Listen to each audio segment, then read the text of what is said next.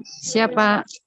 Ya, saya coba mulai. Jadi hari ini kita akan membahas implementasi pendidikan anti korupsi atau biasanya kalau di kampus itu disingkat dengan PAK ya, di perguruan tinggi dengan pendekatan insersi. Jadi sesuai dengan kebiasaan kita di dunia kesehatan ya, bahwasanya kita selalu menanamkan segala sesuatu itu ke dalam bentuk aslinya ya. Jadi insersi itu adalah bagaimana pendekatan anti korupsi itu bisa dibudayakan ya, bagaimana pendidikan anti korupsi itu bisa diimplementasikan ya. Jadi pendekatan yang kita gunakan ya di dalam kajian PBAK ini adalah pendekatan insersi, jadi memasukkan ke dalam langsung ke dalam kehidupan kita sehari-hari.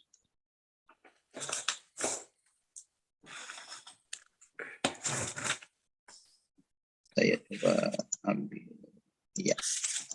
Oke, kita ya mulai. Jadi bagaimana sebenarnya upaya dari pemberantasan korupsi? Jadi ibu-ibu barangkali sudah hal yang biasa ya mendengar istilah korupsi ya. Jadi masuk ke dalam bagian yang nyata-nyata dilarang ya di dunia, bahkan tidak hanya di Indonesia. Tetapi karena kita membahasnya di negara kita, maka kita lebih melihat bagaimana upaya pemberantasan korupsi itu dilaksanakan terutama di negara kita.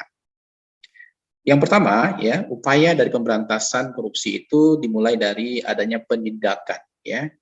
Penindakan ini kalau dalam bahasa kita di kesehatan itu dinamakan dengan kuratif ya. Pengobatan, jadi langsung bagaimana menangani suatu penyakit ya kalau di dalam dunia kita di kesehatan.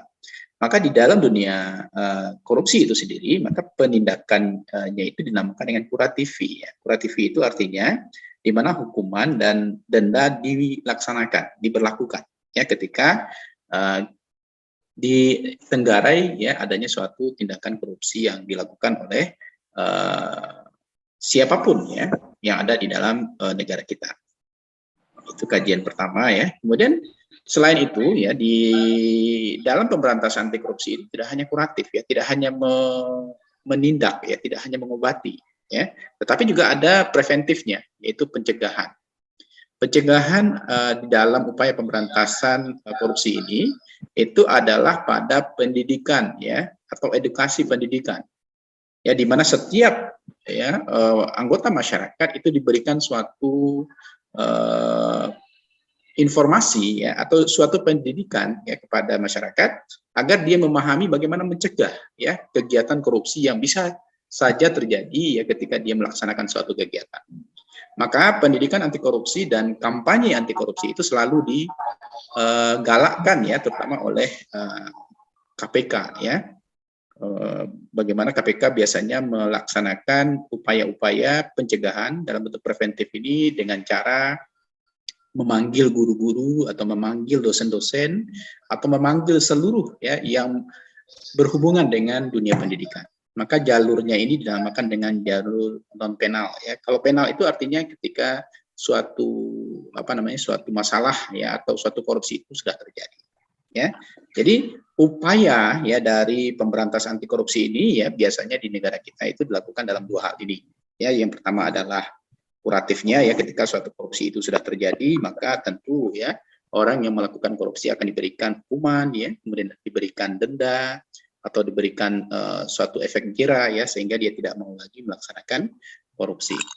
Kemudian yang kedua ya ketika misalnya tindakan korupsi itu mau dicegah ya sedini mungkin biasanya KPK itu melaksanakan preventifnya ya atau melakukan pencegahan. Nah, disinilah biasanya semua stakeholder atau seluruh user yang langsung terhubung dengan tindakan-tindakan yang akan terjadi suatu korupsi biasanya dilakukan penyuluhan, pembinaan ya kemudian diberikan diberikan pemberitahuan dan sebagainya agar tindakan korupsi itu tidak terjadi.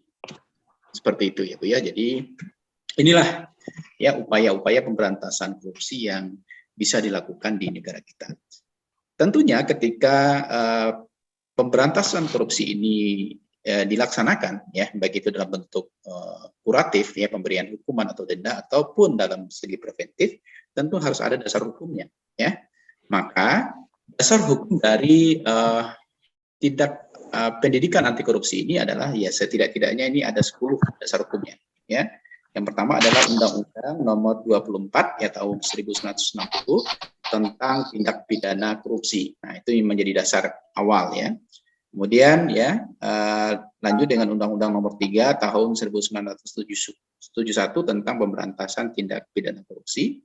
Kemudian nanti sampai dengan dasar hukum yang ke-10 itu adalah Undang-Undang Nomor 19 tahun 2019 tentang Komisi Pemberantasan Tindak Pidana Korupsi. Artinya ada nanti suatu komisi atau suatu lembaga ya yang memang betul-betul tugas khususnya adalah memberantas korupsi ini. Biasanya di negara kita dinamakan dengan KPK ya. Nah, itu dia. Oke. Sampai di sini barangkali ya biar Bapak Ibu juga bisa kita berdiskusi ya, karena ini biasanya hal-hal yang tidak bisa terlepas ya dari kehidupan kita sehari-hari, apalagi ibu-ibu yang bekerja di lembaga ya seperti puskesmas, ya rumah sakit dan lain sebagainya. Jadi ini dasarnya Ibu ya. Ini saya lihat ada 5 orang yang resen. Ini maksudnya apa ini, Bu Nisha? Kenapa resen, Bu Nisha? Ada yang mau ditanyakan? Silakan. Bu Nisha. Pak. Nisha, kemudian Bu Radia Mifa, kemudian Bu Rita resen ini. Ini kenapa? Oh, tidak. Hadir Pak maksudnya. Oh, tadi. Oh, kalau begitu coba Enggak. Coba lower hand kan.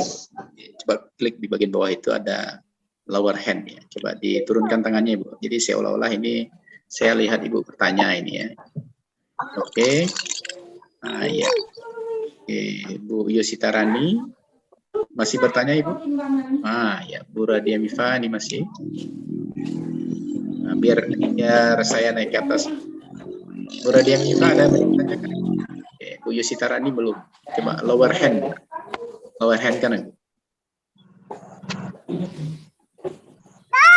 Oke, jadi begini Bu ya. Jadi perkembangan pendidikan sebenarnya kita sudah mengenal Zoom ini mulai 2019 awal sebenarnya. Ya, jadi Zoom ini ya juga merupakan satu media pembelajaran yang bisa kita gunakan ya untuk menyampaikan topik-topik perkuliahan.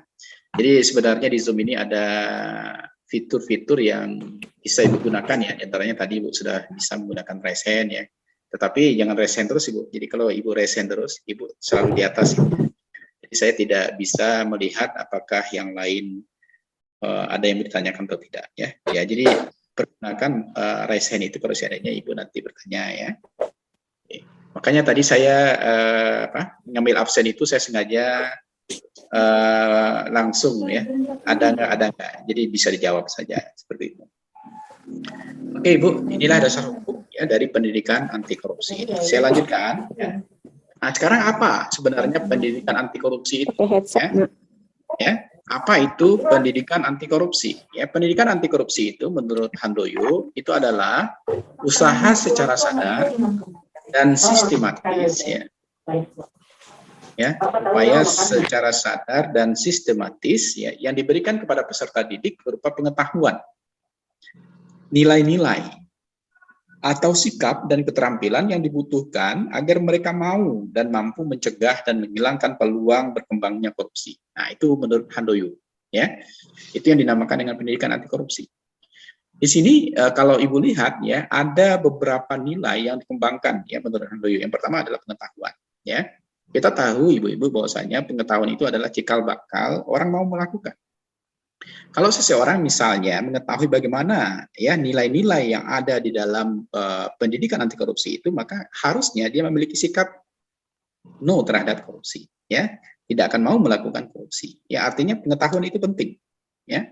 Pengetahuan itu penting untuk membawa orang untuk melakukan segala sesuatu yang tidak berhubungan dengan korupsi.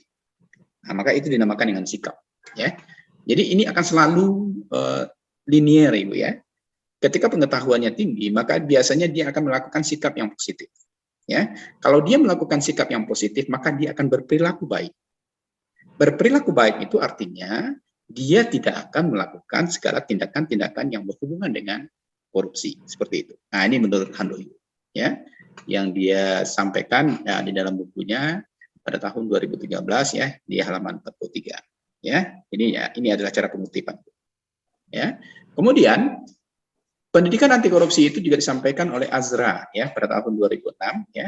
Di dalam kutipannya dia mengatakan bahwasanya upaya reformasi kultur politik melalui sistem pendidikan untuk melakukan perubahan kultural secara berkelanjutan terciptanya good governance. Good governance-nya adalah good governance culture, berarti adalah budayanya, ya, budaya pemerintahan yang baik, ya, di sekolah dan di perguruan tinggi. Artinya di sini, Azra, tempat terbaik untuk menyampaikan pendidikan anti korupsi itu adalah di lembaga-lembaga pendidikan, ya, bisa di tingkat sekolah maupun di tingkat perguruan tinggi. Apa yang ingin disampaikan oleh Azra ini, dia ingin menyampaikan bahwasanya good governance culture, ya, budaya pemerintahan yang baik atau iklim yang baik di dalam memberantas korupsi itu, yang terbaik itu dilakukan adalah di lembaga-lembaga pendidikan. Kenapa dikatakan seperti itu? Karena memang ya untuk preventif, ya untuk pencegahan yang terbaik itu adalah menyampaikan apa-apa saja yang berkenaan dengan korupsi itu di lembaga-lembaga pendidikan. Ya, bisa di lembaga pendidikan dasar ya misalnya, atau bahkan juga di lembaga pendidikan tinggi. Ya, maka biasanya ya KPK itu biasanya menyampaikan informasi tentang bagaimana preventif korupsi itu biasanya ke perguruan tinggi ya, ke sekolah-sekolah ya.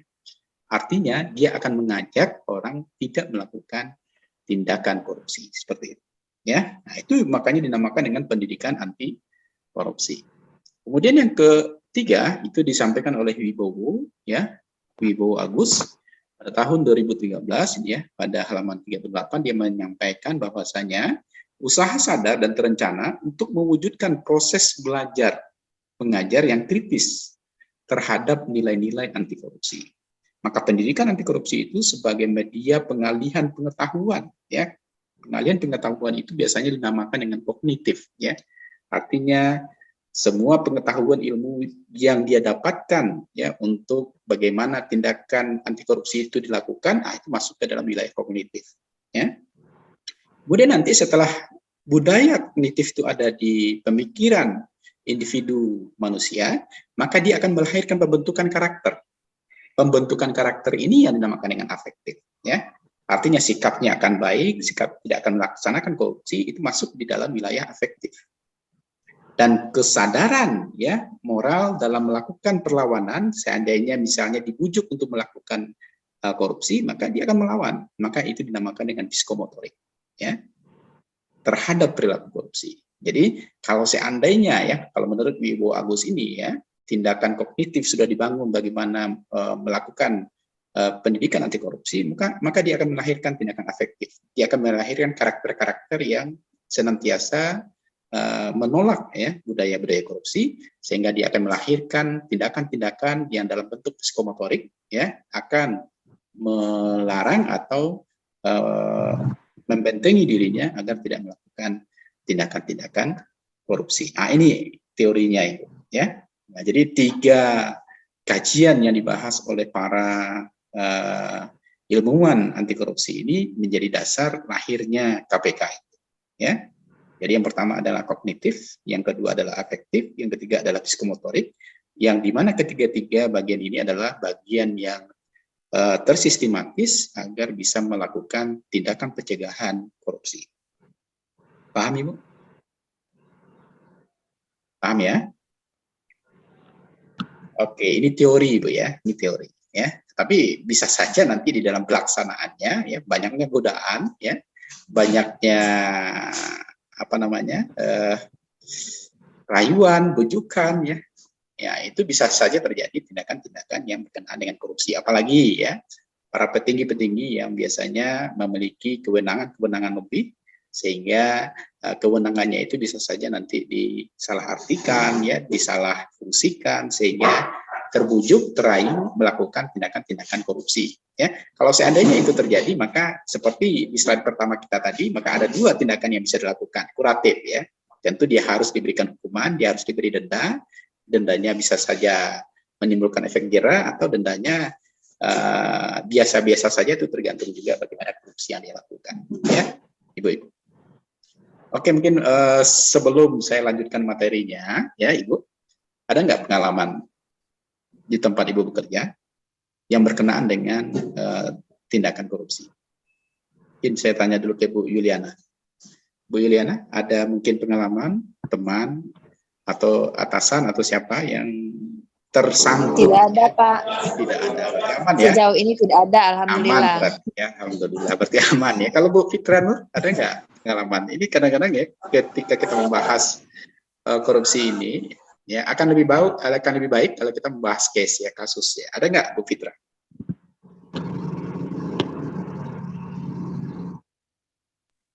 Mungkin saya sharing aja ya Pak, Ya, karena saya sebelumnya pernah dinas di puskesmas sangat terpencil. Nah ya. waktu itu kita ada puskesmas keliling. Ya. Ini berkaitan dengan dana BOK puskesmas ya Pak, atau dana yang bisa dipakai untuk puskesmas keliling. Untuk kita puskesmas keliling ke corong yang terjauh itu kita menggunakan booth.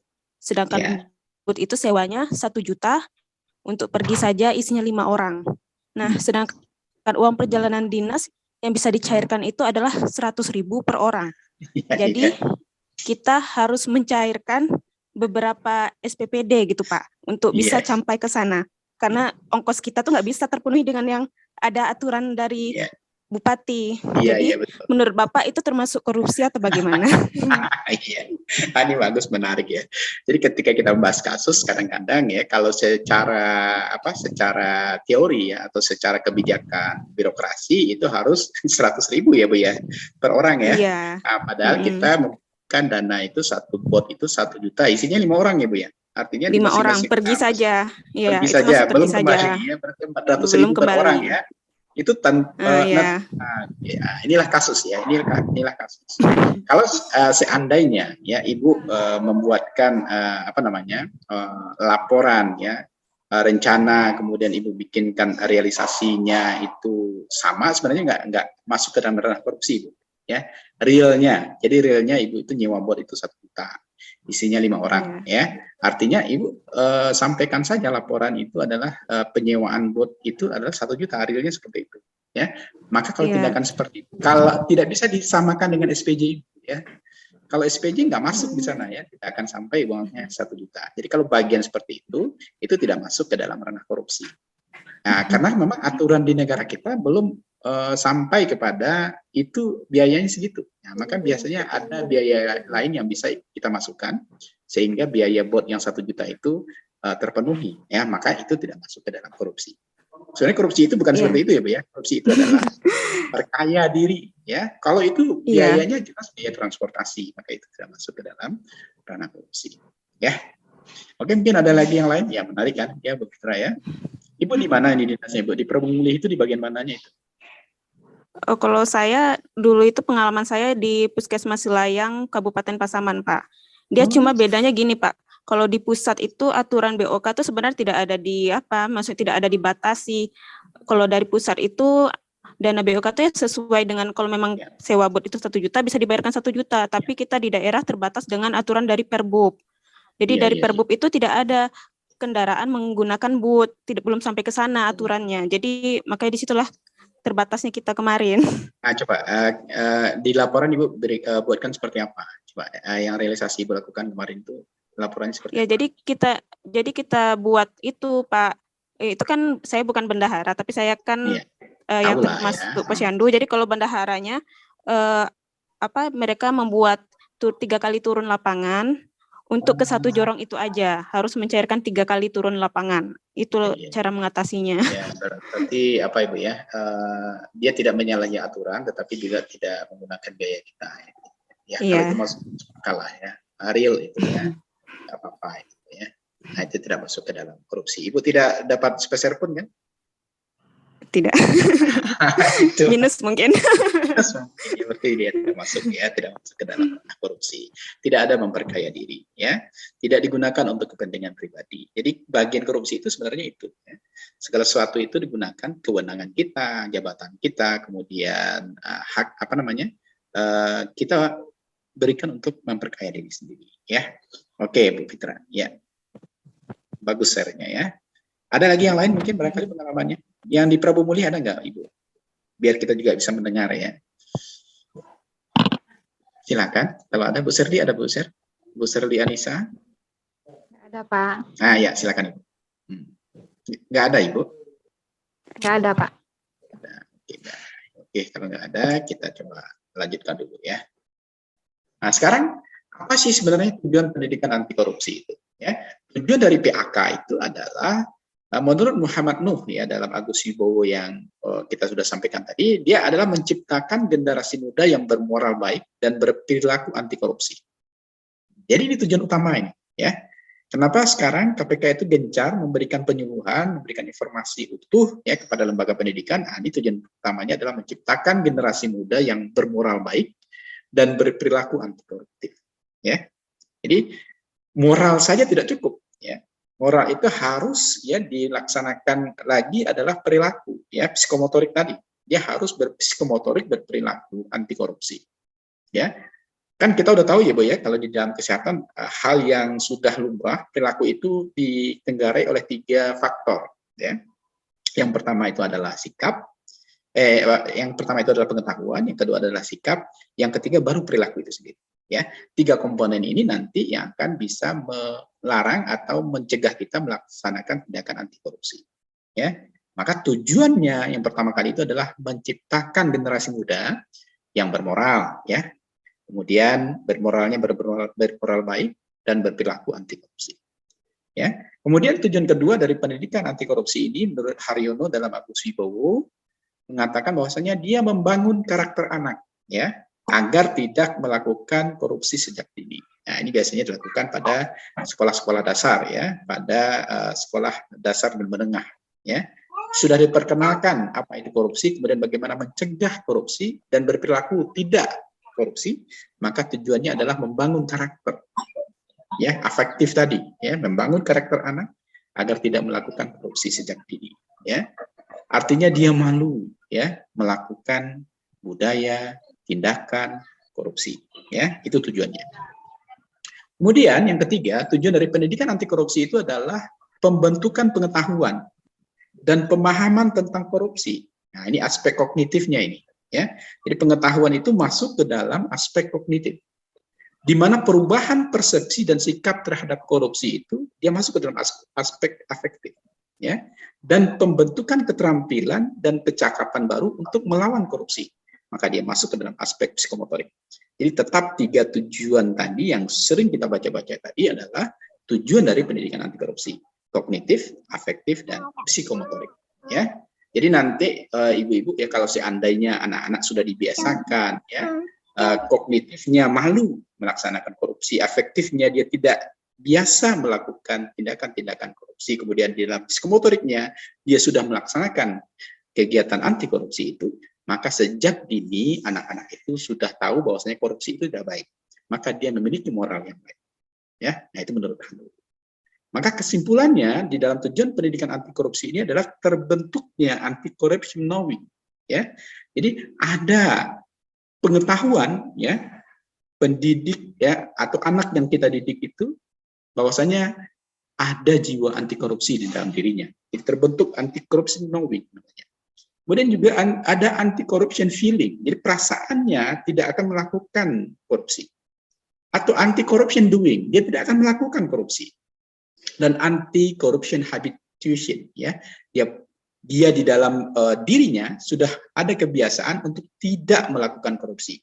Jadi kalau dulu pernah kita lihat ya di eranya Pak SBY, tidak ya, saya mengatakan tidak itu sudah merupakan kebiasaan tidak melakukan korupsi. Nah, jadi nanti ya akhirnya di sini ya, akhirnya nanti kebiasaan untuk tidak mau melakukan korupsi itu terjadi ketika kita sudah melakukan pendidikan anti korupsi baik pada sekolah menengah, dasar dan menengah maupun di perguruan tinggi. Oke ya Ibu-ibu ya. Oke, itu yang menjadi tujuan. Kemudian maka dari tujuan tadi pendidikan anti korupsi itu di mana saja ya. Maka PAK itu perlu diadakan di pendidikan formal sekolah. Mulai dari SD, SMP, SMA, bahkan sampai ke perguruan tinggi. Di samping itu, PAK itu juga ada di keluarga, karena keluarga itu adalah komunitas kecil ya yang ada di tengah-tengah masyarakat. Kalau di PAK, pendidikan anti korupsi itu sudah ada di keluarga, maka nanti ya masyarakatnya akan juga terbiasa atau sudah merupakan hal yang biasa untuk melakukan tindakan anti korupsi. Karena memang masyarakat itu adalah bagian dari banyak keluarga.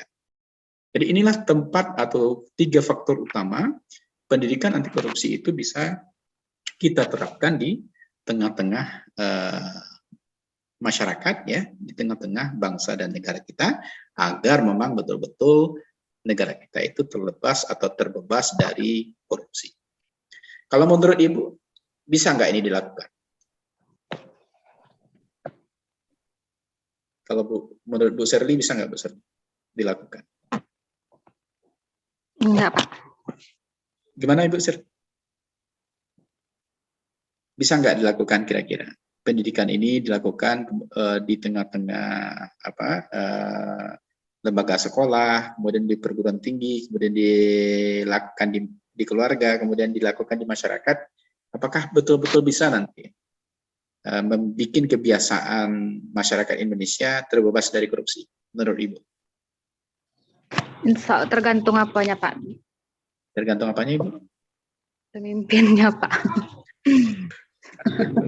Ya, ya. Kalau menurut Bu Yanti gimana Bu Yanti? Ayo kita diskusi ini ya. Ini materi ini kalau disampaikan nih aman-aman aja ini. Tapi di dalam prakteknya bisa nggak kira-kira Ibu? Bu Yanti? Menurut Bu Yanti? Bu Yanti? Bu Yanti bisa dengar Bu Yanti?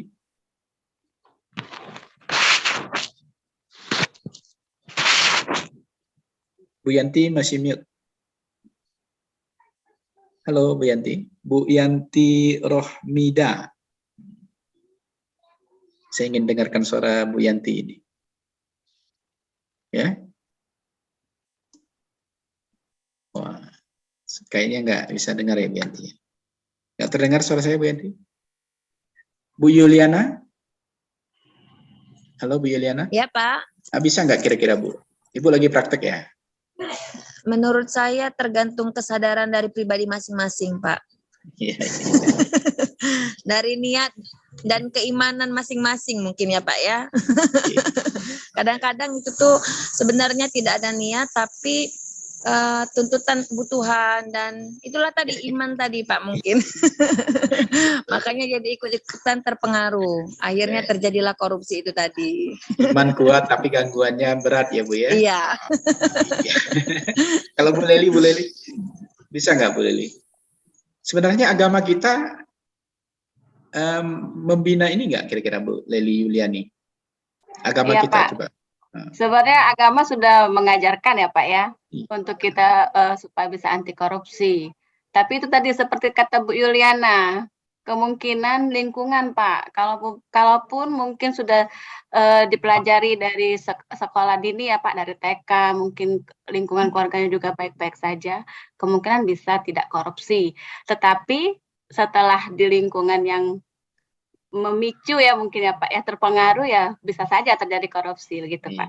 Di agama kita juga sebenarnya disebutkan ya Ibu ya. Di agama kita juga semakin tinggi pohon ya, semakin tinggi juga anginnya ya.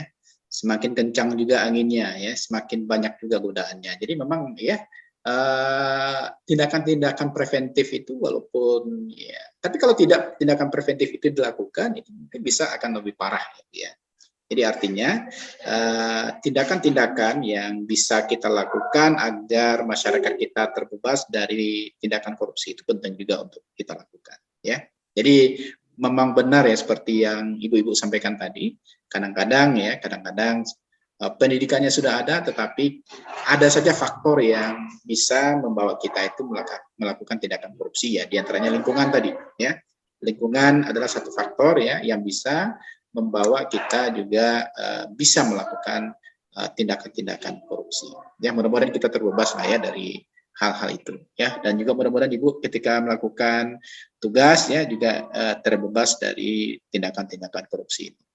Karena memang kalau sekarang Ibu Indonesia memang sudah mulai efek jerahnya sudah mulai banyak ya Bu ya. Banyak tenaga-tenaga kesehatan yang kepala dinas ya, atau dinasnya bisa kota, bisa kabupaten yang terjerat gara-gara penyelewengan dana, ya, markup dana dan segala macamnya ya. Mudah-mudahan ya ibu-ibu bisa siap ya melakukan segala suatu kegiatan itu memang sesuai dengan tracknya, on the track istilahnya ya. Ya sesuai sajalah ya dengan apa hak kita, kemudian apa kewajiban kita, ya jangan menyalahi aturan ya, sehingga kita bisa terbebas dari denda hukuman ya yang diakibatkan oleh tindakan korupsi. Oke, saya coba lanjutkan ini. Karena apa urgensi dari pendidikan anti korupsi ini di lembaga pendidikan ya? Karena kita bahas memang di pendidikan ini Ibu, urgensi PAK atau pendidikan anti korupsi itu di lembaga pendidikan yang pertama adalah lembaga pendidikan itu memiliki seperangkat pengetahuan ya untuk memberikan pencerahan terhadap kesalahpahaman dalam upaya pemberantasan korupsi. Ini pernah terjadi di 2017 Ibu ya. Semua tenaga-tenaga atasan yang memiliki jabatan tinggi itu tidak mau melakukan kegiatan. Itu karena memang kekurangtahuan ya bagaimana pendidikan anti korupsi itu ada ya. Apa yang korupsi, di mana batas-batasannya, kemudian bagaimana cara agar diri kita terhindar dari korupsi itu. Nah, jadi maka lembaga pendidikan itu memiliki seperangkat pengetahuan untuk memberikan pencerahan terhadap kesalahpahaman dalam upaya pemberantasan korupsi. Artinya tidak semua tindakan itu dicap korupsi. Yang dicap korupsi itu adalah yang pertama adalah menyalahi aturan, yang kedua niatnya itu adalah memperkaya diri sendiri. Ya, kalau seperti yang disampaikan Ibu tadi itu tidak memperkaya diri sendiri, ya, tetapi ya mencarikan jalan ya agar dana yang harusnya diperlukan sekian juta itu bisa dibuatkan SPJ-nya ya, dibuatkan laporannya seperti itu ya. Nah, yang kedua ya, apa urgensinya? Lembaga pendidikan itu memiliki jaringan yang kuat ya ke seluruh penjuru tanah air sehingga PAK dapat menjadi gerakan masif ya. Contohnya ibu-ibu saja lah, Ibu di IKES PNB ini ya, Ibu berasal dari Prabu Mulih ya, berasal dari daerah-daerah lain di Sumatera ya. Nah, itu bisa masuk ke satu kumpulan lembaga pendidikan sehingga ketika Ibu masuk ke dalam mempelajari suatu materi atau mata kuliah di dalam PPAK ini, maka juga masuk, Ibu juga mengetahui bahwasanya lembaga kita juga ada mata kuliah yang bernuansa PAK, ya, pendidikan anti korupsi. Namanya di kita adalah PBAK, ya, pendidikan budaya anti korupsi, seperti itu. Artinya lembaga pendidikan itu memiliki jaringan yang kuat ya ke seluruh penjuru tanah air sehingga PAK dapat menjadi gerakan masif ya. Hampir di seluruh perguruan tinggi Ibu ada mata kuliah ini ya, tujuannya adalah memberikan informasi yang utuh ya kepada peserta didik, kepada mahasiswa agar memahami bagaimana pendidikan anti korupsi itu dan bagaimana mencegah agar kita tidak terjerumus ke dalam tindakan-tindakan korupsi. Urgensi yang ketiga itu adalah latar belakang pendidikan dan sosial dari para pelaku korupsi. Maka mayoritas adalah orang berpendidikan, ya, alumni perguruan tinggi. Maka perguruan tinggi, ya, berkewajiban menyampaikan, mengingatkan, ya, merefresh kembali ilmu tentang bagaimana tindakan anti korupsi ini, ya. Mungkin di tahun 2000 berapa itu Bu ya, hampir yang ada di KPK itu kan orang berpendidikan semua, profesor-profesor kemudian terjerat korupsi dan dia sudah menjadi alumni ya dari kegiatannya sendiri ya. Nah, itu di-refresh kembali ya agar ya kita ketika berada di atas itu ya ingat juga bahwasanya tindakan-tindakan yang menyalahi aturan kayak diri sendiri itu masuk ke dalam tindakan-tindakan korupsi seperti itu.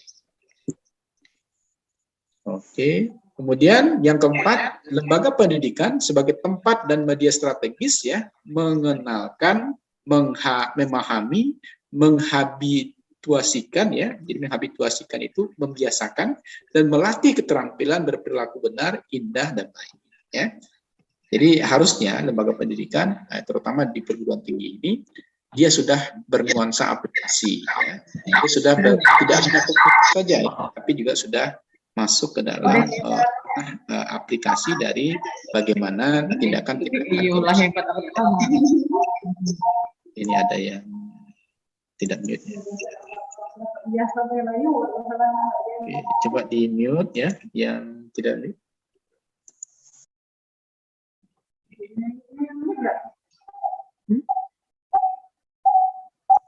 Oke, itu urgensi ya. Kemudian di perguruan tinggi, karena perguruan tinggi adalah sentral ya daripada pendidikan itu, maka bagaimana urgensi PAK itu di lembaga pendidikan tinggi itu dimulai seperti ini ya. Kalau di perguruan tinggi itu pelajarannya memasuki tahap penguatan ya, di mana penguatan itu rencana aksi anti korupsi dalam bidang keilmuan. Artinya diskusi tentang korupsi ini sudah melalui tahapan akhir ya, tahap penguatan ya. Kalau di SMA maka pembelajaran dia memasuki tahap penguatan prinsip hidup yang berintegrasi. Artinya diskusi-diskusi yang dilakukan itu diskusi aplikatifnya.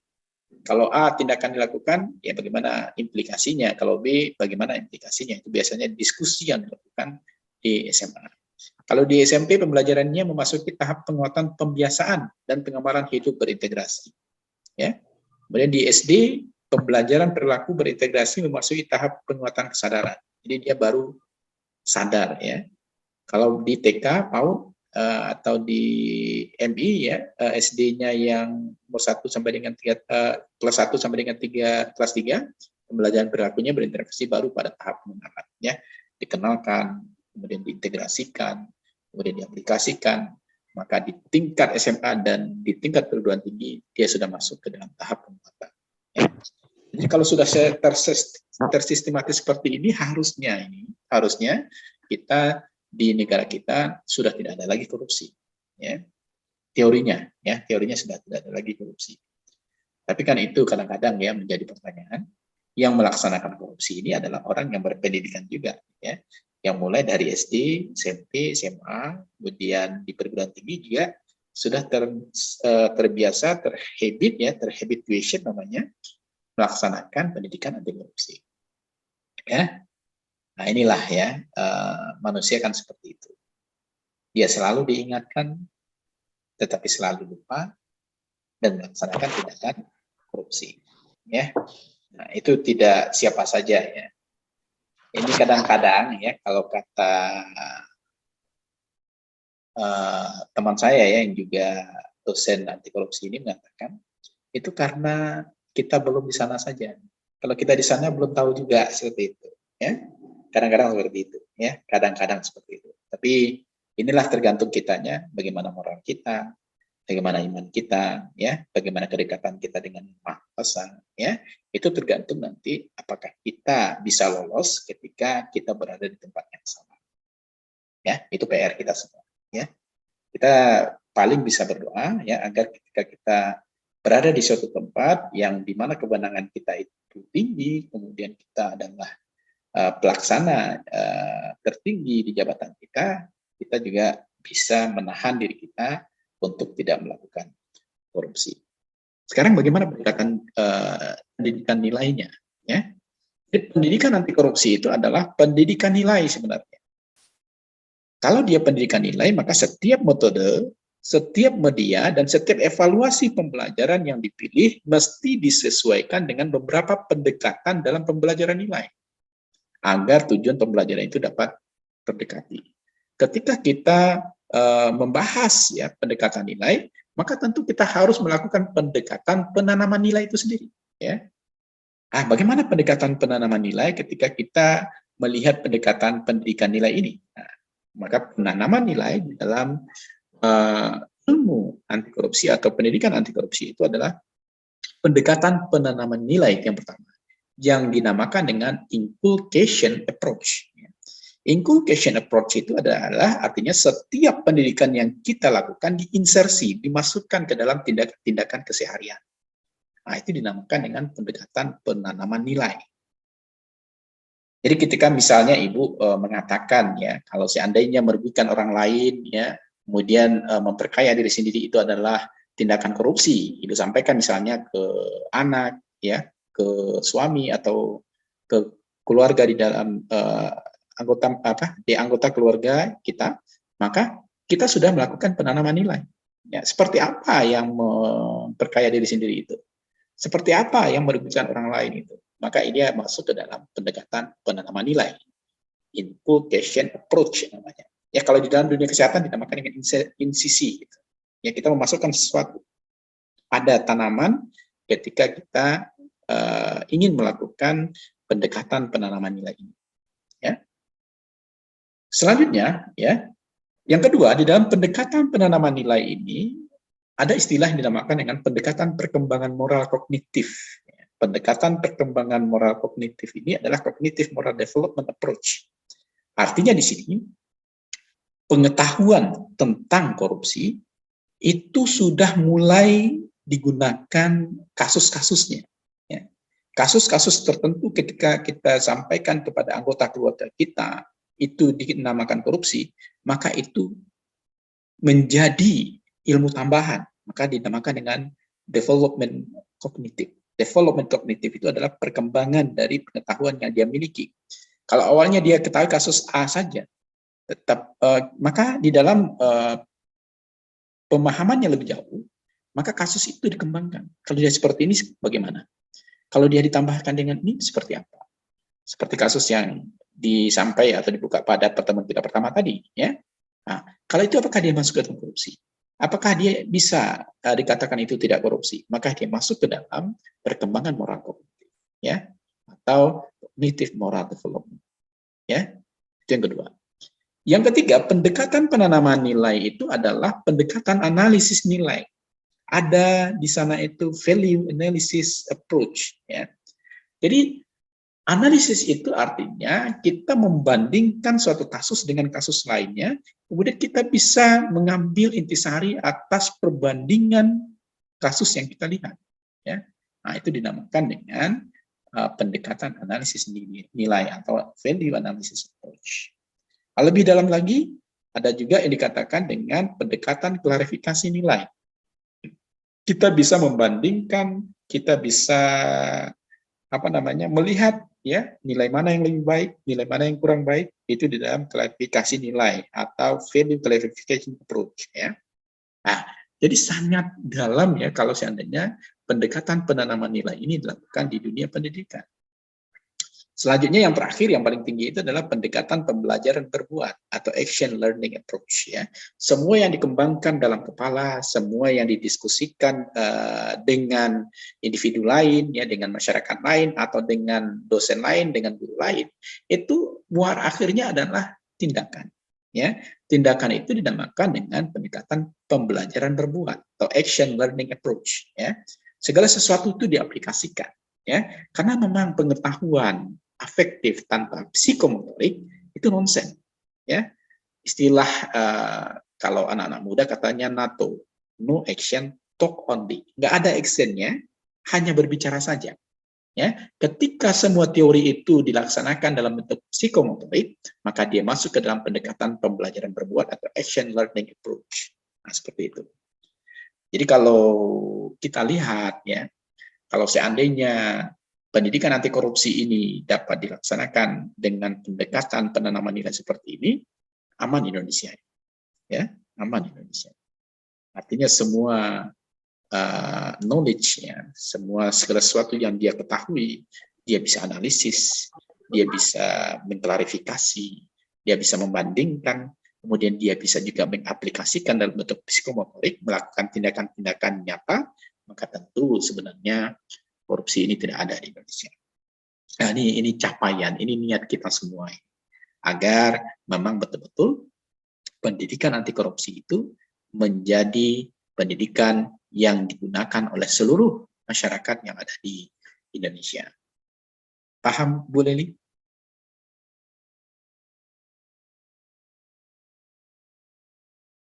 Paham, Bu Leli? Iya, Pak. Paham, Pak. Oke, ya. Kalau ada yang mau ditanyakan langsung saja Ibu-ibu, ya, karena slide kita ini panjang ini, ya, 62 slide, ya, makanya ini masuk ke 2 kali pertemuan, ya. Kita baru masuk di slide ke-10, ya. Jadi kalau seandainya ada yang mau ditanyakan, silakan. Kita lanjutkan, ya.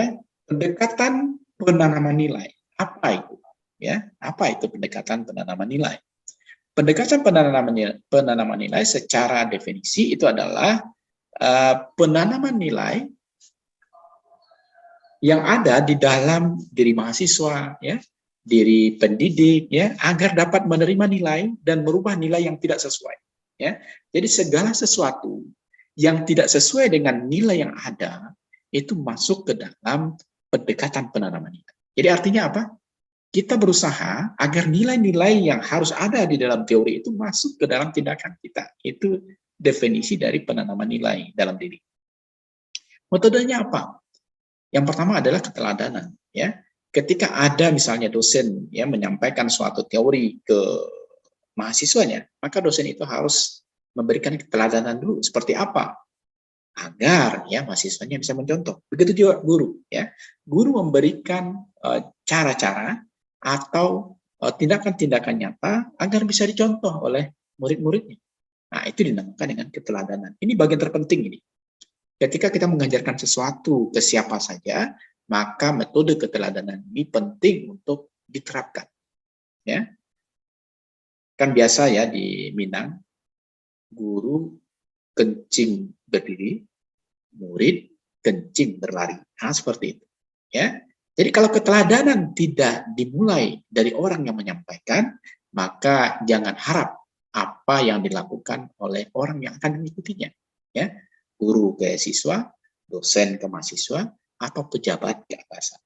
Ya, bagian masing-masingnya itu perlu melakukan penanaman nilai dengan bentuk keteladanan. Yang kedua, metodenya kalau seandainya ya dilakukan di perguruan tinggi, harus ada simulasi. Ini di kampus kita ada, Ibu. Kita ada kantin jujur namanya. Ya. Kantin jujur itu nggak ada yang jaga, makanannya ada.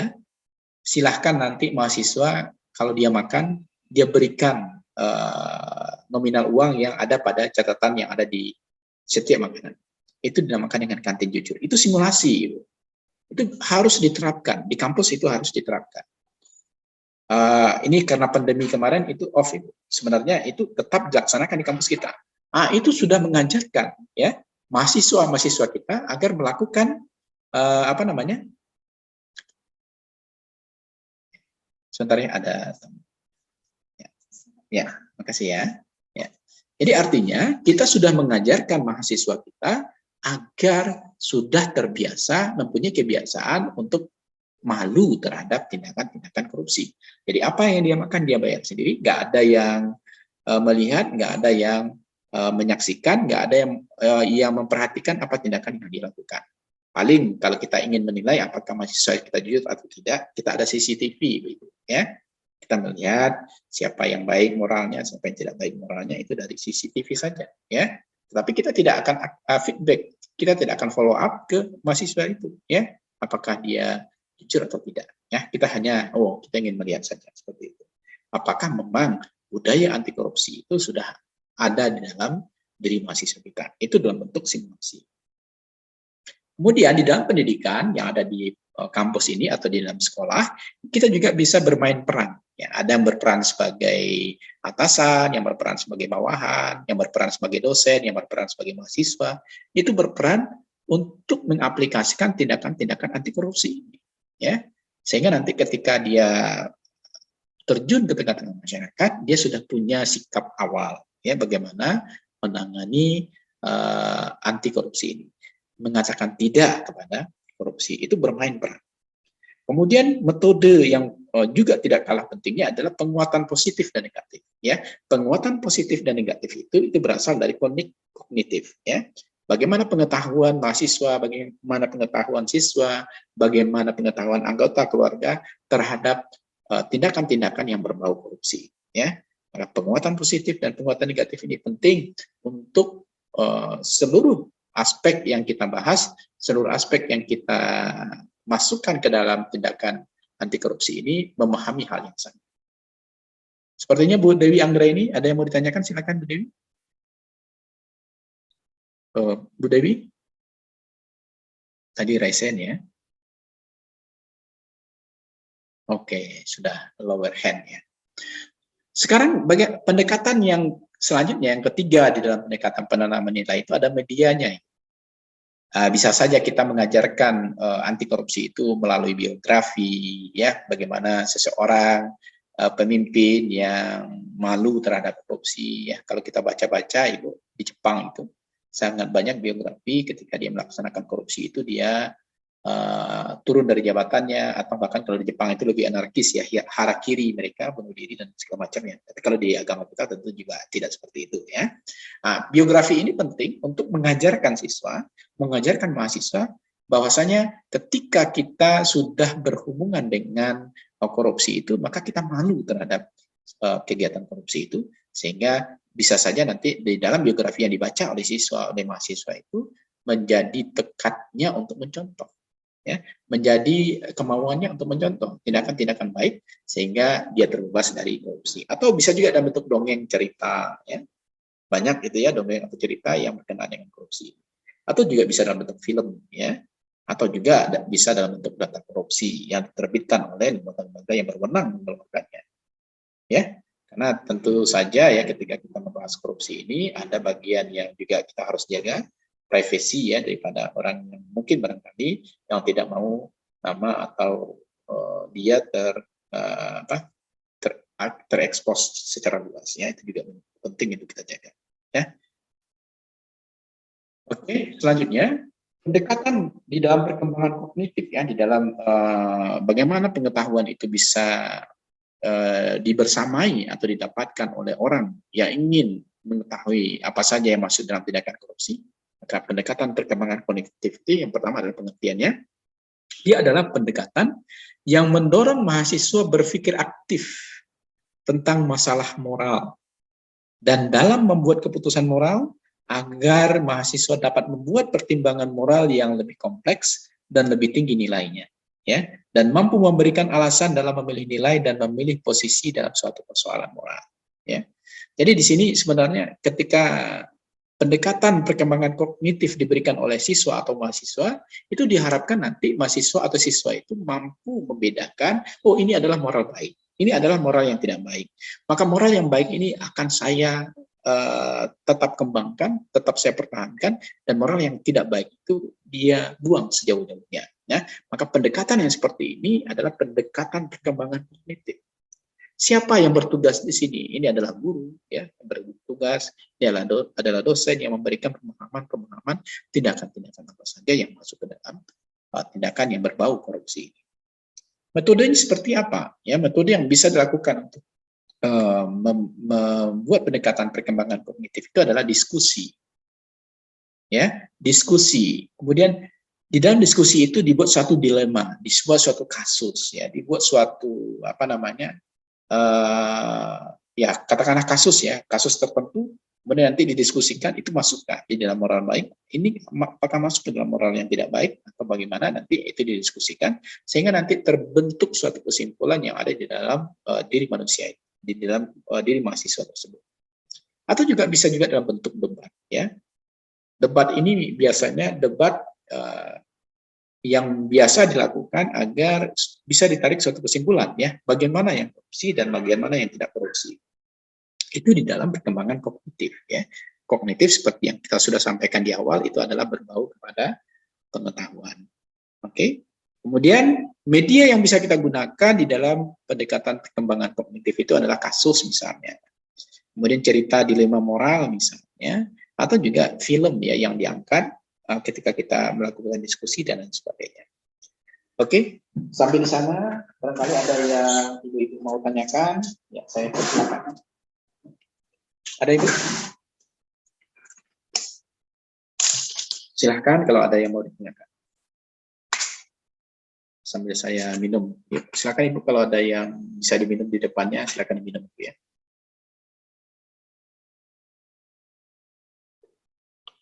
Bu Serly, ada yang bertanyakan, Bu Serly? Enggak ada, Pak. Ada. Bu Serly dinas di mana, Bu Serly? Di Rumah Sakit Pratama di Pasaman, Pak. Sekarang lagi cuti. Oh, cuti melahirkan, Ibu? Iya, Pak. Oh, iya.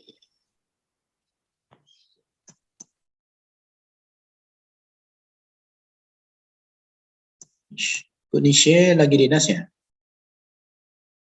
Bu Nishe? Ibu Nisha lagi di kelas, Pak, lagi nolong persalinan. Oke, sip. Bentar. Karena nggak ada. Kalau Bu Rita ya, Bu Rita lagi di rumah ini kan? Ada apa yang mau ditanyakan, Bu Rita?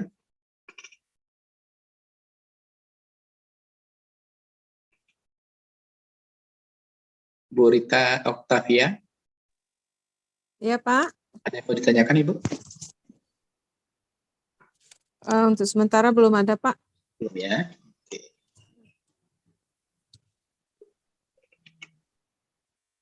Nanti kalau seandainya apa yang saya jabarkan Ibu tidak paham ya, silakan saja bertanya agar kita bisa diskusikan lebih lanjut. Oke, selanjutnya ada lagi pendekatan analisis nilai ya di dalam kita memberikan pengetahuan atau knowledge ya kepada peserta didik. Ya, yang pertama apa itu pendekatan analisis nilai? Pendekatan analisis nilai ini adalah pendekatan yang menekankan pada perkembangan kemampuan mahasiswa untuk berpikir logis dengan cara menganalisis masalah yang berhubungan dengan nilai sosial.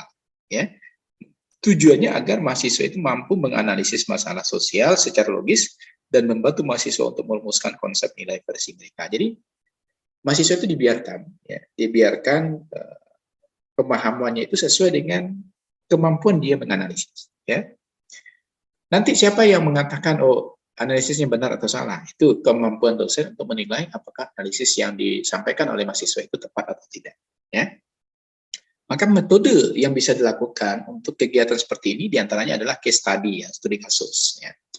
Atau kalau case study ini, ya, itu biasanya tentu harus ada contoh, ya, harus ada pelaku.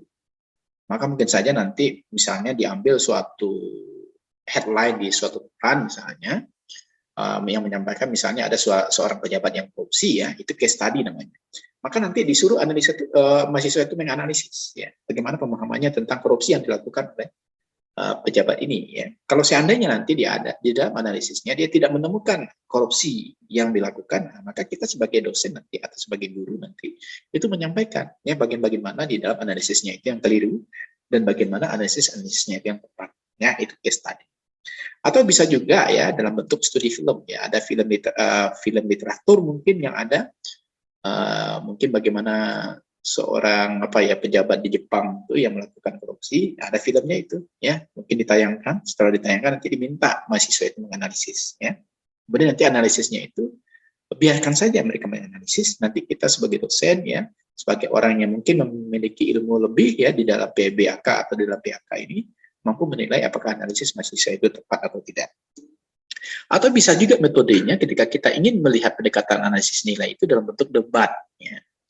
Nah, tapi hati-hati ya, di dalam debat ini kita harus betul-betul tahu konsep apa yang paling benar ya untuk menilai apakah debat yang dilakukan mahasiswa itu terarah atau tidak, ya. Nah, maka penting sebenarnya untuk debat yang dilakukan itu harus dilihat oleh orang yang memiliki pengetahuan lebih ya bagaimana PAK atau PBAK itu bisa dilakukan dengan sangat baik.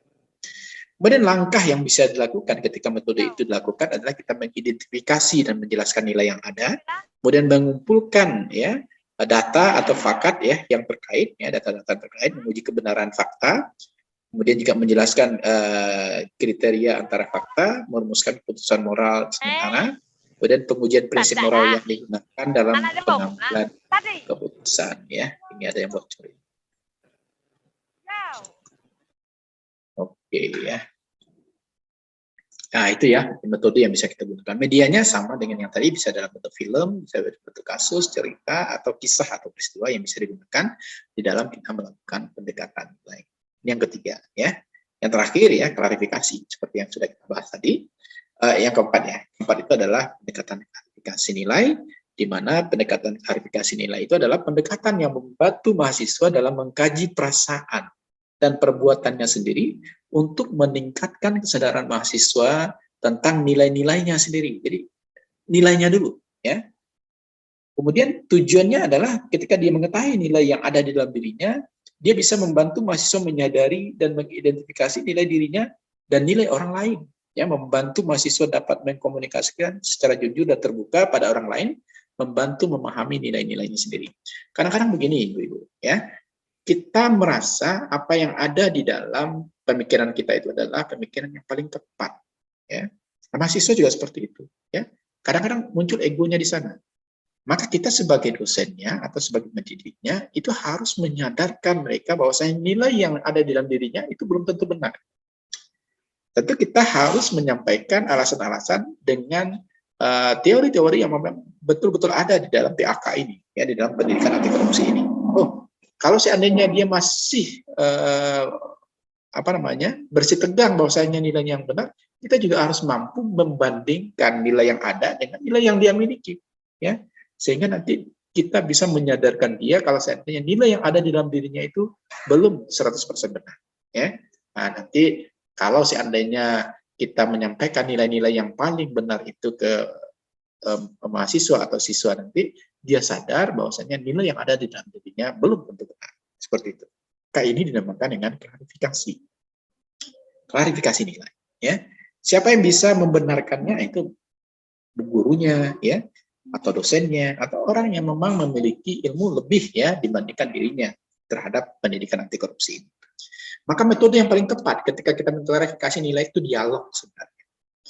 Dialog, ya, artinya ada komunikasi intens, ya, antara dua orang atau lebih sehingga terjadi dialog yang baik, ya, sehingga proses klarifikasi bisa terjadi, ya.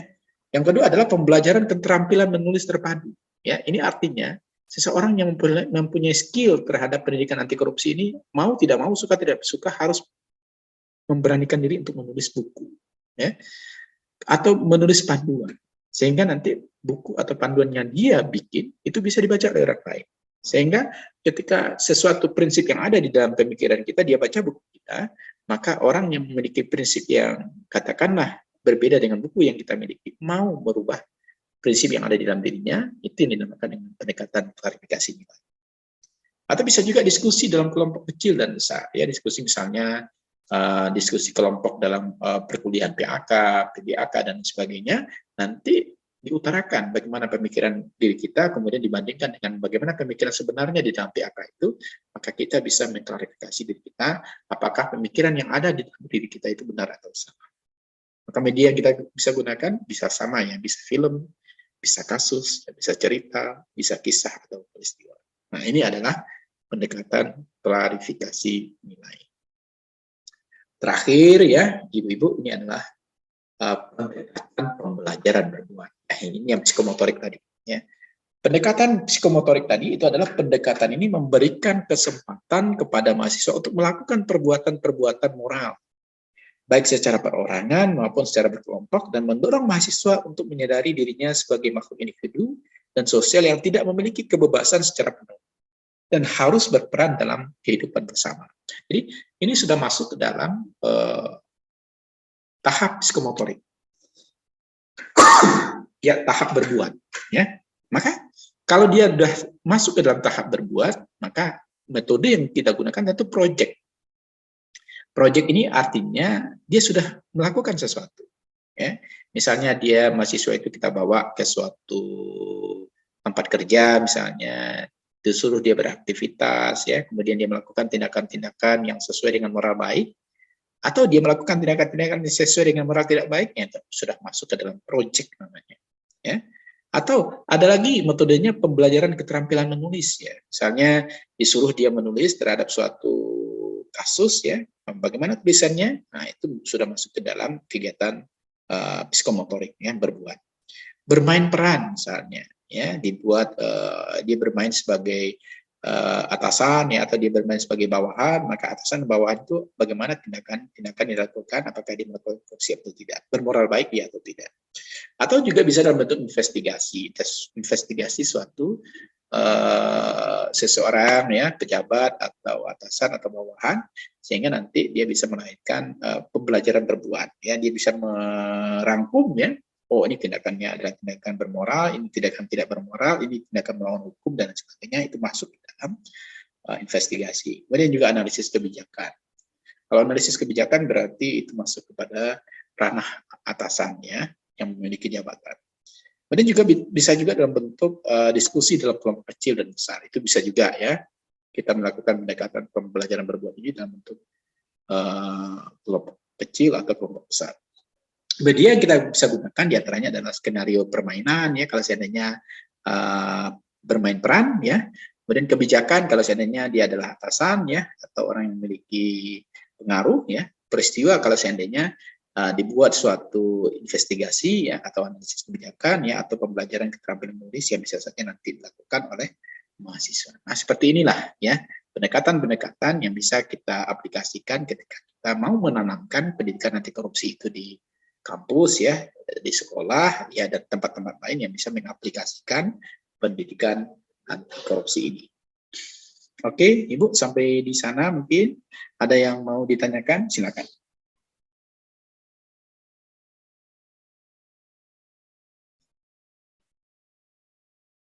Atau Ibu paham ya? Bu Rita paham, Bu Rita? Saya mencoba mencari yang lain ya. Bu Novi, ada pertanyaan Bu Novi? Nggak ada Pak, ngerti. Paham Ibu ya? Alhamdulillah, ini hebat juga saya ngajar ternyata ya.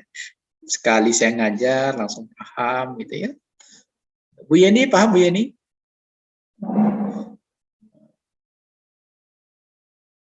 Berarti komunikasi saya bagus ya Bu ya? Langsung paham Ibu gitu. Bu Yeni paham Bu Yeni? Iya Pak. Paham Bu, alhamdulillah. Ya, pintar-pintar Ibu ini ya. Kalau di dalam perkuliahan itu ada mantap namanya Ibu. Mantap itu singkatan ya.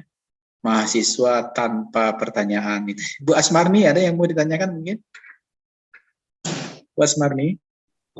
Iya, iya Pak. Nah, ada yang bertanyakan Bu? Nggak ada Pak. Belum ada Pak. Paham Ibu ya. Bu Cindy lah, Bu Cindy. Bu Cindy Emilia. Ada yang mau ditanyakan Bu Cindy? Bu Cindy? Bu Cindy Emilia, ada yang mau Ibu tanyakan? Oh, ya. Ada Bu Cindy? Bu Cindy dengar suara saya, Bu Cindy?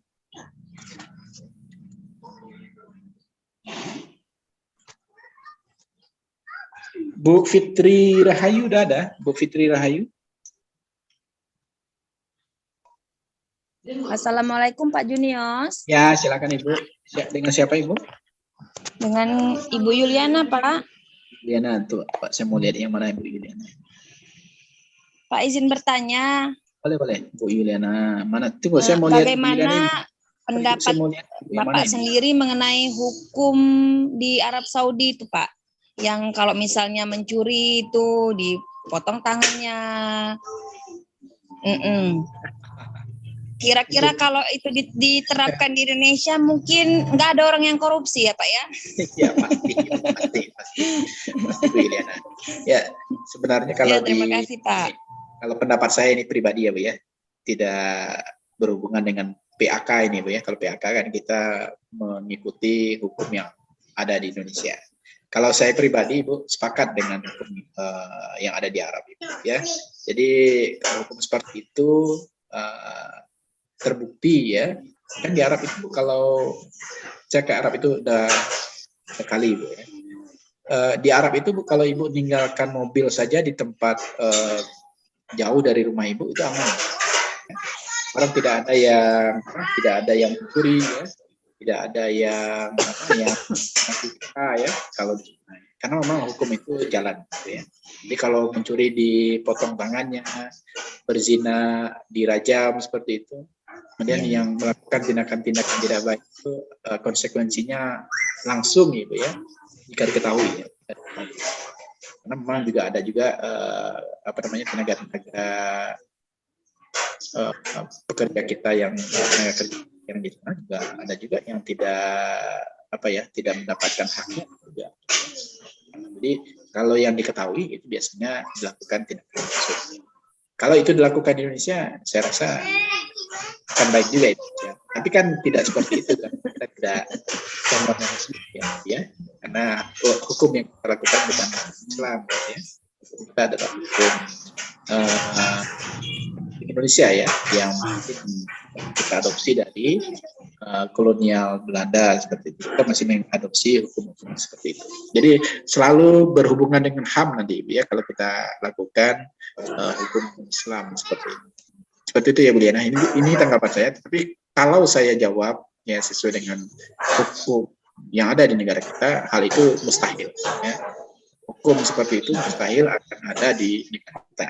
Karena hukum yang ada di negara kita itu berkiblat kepada hukum yang ada di kolonial Belanda. Ya, Belanda itu HAM itu paling utama, ya.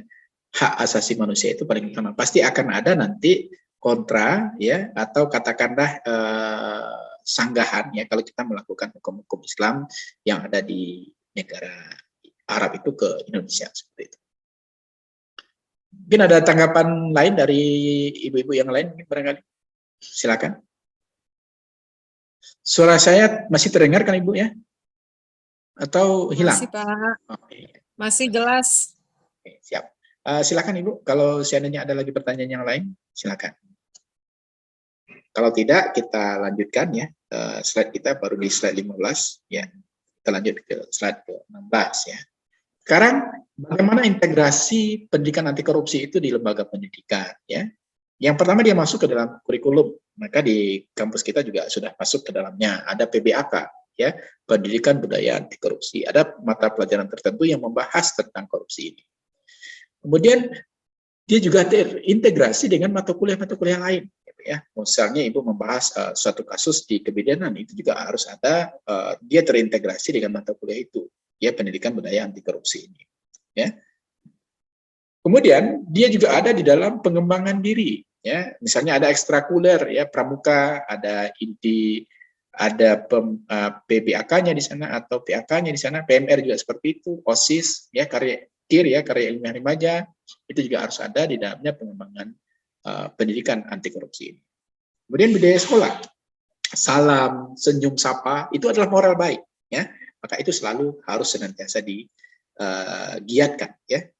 Kalau di Jawa ada kamis pehing namanya, itu juga budaya dan itu juga harus dibudayakan. Ya, tadarus ya kalau di agama kita, pengajian kelas misalnya, itu adalah bagian-bagian moral baik sehingga bisa membuat ya budaya anti korupsi itu ada di tempat-tempat kita. Ya, atau gerakan literasi sekolah. Ya, literasi sekolah ini maksudnya adalah bagaimana seorang siswa mampu memahami apa itu pendidikan anti korupsi dengan cara apa? Meliterasikan ilmu-ilmu yang dia miliki, knowledge yang dia miliki, agar dia mampu melakukan tindakan-tindakan anti korupsi. Lomba misalnya, lomba pendidikan budaya anti korupsi misalnya, cerdas cermat anti korupsi misalnya, dan lain sebagainya. Antri ini juga adalah budaya anti korupsi ini sebenarnya. Ya, bagaimana budaya antri itu bisa dilakukan di negara kita? Mungkin barangkali di tempat terkecil dari kita, di keluarga, di sekolah, ya, di SD, SMP, SMA, bahkan sampai di perguruan tinggi. Kalau seandainya budaya antri ini sudah bisa dilakukan, maka tentu integrasi dari pendidikan anti korupsi itu sudah bisa dilaksanakan atau diterapkan di dalam kehidupan sehari-hari. Sekarang urgensinya apa? Apa urgensi pendidikan anti korupsi itu diperlukan? Ya, urgensinya yang pertama adalah tempatnya orang-orang terpelajar.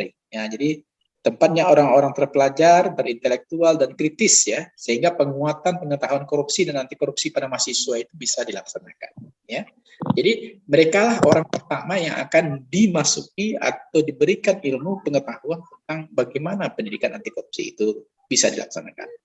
Kemudian di pendidikan tinggi itu adalah tempatnya pemegang estafet pembangunan bangsa dan negara penguatan integritas mahasiswa. Jadi penting dilakukan pendidikan anti korupsi. Dia nanti akan memimpin estafet kepemimpinan selanjutnya, tentu akan dia yang akan melakukan. Ya, maka penting dilakukan PAK ini atau pendidikan anti korupsi ini. Yang selanjutnya adalah penguatan peran mahasiswa sebagai agent of change, agent pencegahan korupsi pada diri sendiri, lingkungan kampus, keluarga, masyarakat. Jadi dia adalah agent of change. Dia akan merubah, ya, agen perubahan nanti yang akan merubah budaya, ya, yang biasanya mungkin melakukan tindakan-tindakan korupsi menjadi budaya anti korupsi. Sehingga perlu diberikan penguatan kepada mahasiswa agar dia bisa menjadi agent pencegahan korupsi tersebut. Ya. Apa landasannya? Landasan PAK itu di perguruan tinggi ya yang kita sudah sampaikan di slide awal itu adalah lampiran peraturan Presiden nomor 55 tahun 2011 ya di bagian terakhirnya tentang strategi nasional pencegahan dan pemberantasan korupsi jangka panjang 2012 sampai 2025. Ini sudah mau habis ini. Sekarang kita di 2022 ya, 3 tahun lagi harusnya ini sudah terrealisasi. Dan jangka menengah tahunnya di 2014 tinggal 2 tahun sudah kita lampaui ya. Maka ini nanti betul-betul budaya korupsi itu sudah bisa menjadi hal yang umum ya, sehingga bisa dilaksanakan di negara kita. Selanjutnya adalah Surat Dirjen Dikti nomor 1016 ya tahun 2012 ya tentang implementasi pendidikan anti korupsi di perguruan tinggi. Kemudian diperkuat dengan Peraturan Menteri dan Ristek ya tahun 2019 tentang penyelenggaraan pendidikan anti korupsi di perguruan tinggi. Nah itu ya. Sekarang insisinya seperti apa? Saya sampaikan tadi, bagaimana menginsisi, bagaimana memasukkan pendidikan anti korupsi itu ke tengah-tengah mahasiswa, ya, tengah-tengah siswa, ya. Maka insersi itu dimulai dari integrasi, ya. Integrasi itu, ya, ini aturan-aturannya yang mengatur, ya, bagaimana integrasi pendidikan anti korupsi pada penerapannya lebih luas, mencakup semua aspek kehidupan berbangsa dan bernegara, menghindari pendekatan monodisiplin, jadi tidak harus PBAK itu saja, tetapi harusnya seluruh pendidikan yang diajarkan itu juga menyisipkan, insisi itu kan memasukkan, menyisipkan bagian-bagian pendidikan anti korupsi itu ke tengah pembelajaran yang kita lakukan. Maka itu yang dinamakan dengan insersi. Jadi insersi itu ini apanya? Skopnya itu terbatas pada wilayah pendidikan, jadi khusus lagi dalam kurikulum pendidikan. Jadi kurikulum pendidikan yang ada di IKES PNB, Ibu ketahui itu sudah memasukkan bagian-bagian PAK ini sebenarnya. Kemudian menghindari pendekatan monodisiplin, yakni pembelajaran ilmu tertentu yang berdiri sendiri tanpa bersentuhan dengan disiplin ilmu lain. Ya. Kemudian insersi sebagai bagian dari integrasi. Nanti ibu-ibu juga melakukan penelitian juga akan ada insersi ini nanti, ya, bagian-bagian yang ibu harus ingat yang harus berhubungan dengan pendidikan anti korupsi. Ini tawaran-tawaran model insersi yang bisa dilakukan di perguruan tinggi. Ya. Yang pertama paralelisasi. Paralelisasi ini artinya mata kuliah yang masuk ke dalam mata kuliah anti korupsi itu tidak monodisiplin. Ya, ada disiplin yang lain yang masuk. Ya paralel itu dia tidak seri ya. Ada tingkatan-tingkatannya atau ada ilmu lain yang masuk ke dalam ilmu anti korupsi. Kemudian ada juga internalisasi. Internalisasi itu di mana penghayatan nilai, ya, penghayatan keyakinan terwujud dalam sikap dan perilaku. Ini muaranya nanti. Di dalam paralelisasi ini nanti dia akan menemukan titik temu, titik singgung antara mata kuliah PAK dengan mata kuliah Pancasila mungkin, atau PAK ini di dalam materi PAK sebagai submateri dianggap sama dalam MKU lain, ya. Mungkin Pancasila juga mungkin barangkali atau kewarganegaraan. Kalau diinternalisasi, dia adalah metode pengembangan nilai dan sikap anti korupsi dalam proses pembelajaran MKWU, mungkin pendidikan Pancasila, menerima, menghargai, menghayati, melakukan, yang masuk ke dalam dilema moral. Itu bentuk-bentuk insersi yang bisa ditawarkan di dalam perguruan tinggi, ya, terutama di dalam mata kuliah Pancasila. Kalau kita ada, kalau di reguler Ibu ada kewarganegaraan juga, itu bisa masuk ke dalam insersi di dalam mata kuliah PBAK ini. Oke, ini aturan yang ada di perguruan tinggi, barangkali ini merupakan ya konsep umum, ya. Jadi perguruan tinggi kita juga sudah mengadop ini, ibu-ibu, ya. Jadi dia masuk ke dalam tridharma perguruan tinggi, ya. Dia masuk ke pendidikan, dia masuk ke pendidikan dan pengembangan masyarakat, juga dia masuk ke dalam pengembangan diri, ya. Jadi tridharma perguruan tinggi itu sudah masuk ke dalam level-level yang ada di dalam pendidikan anti korupsi.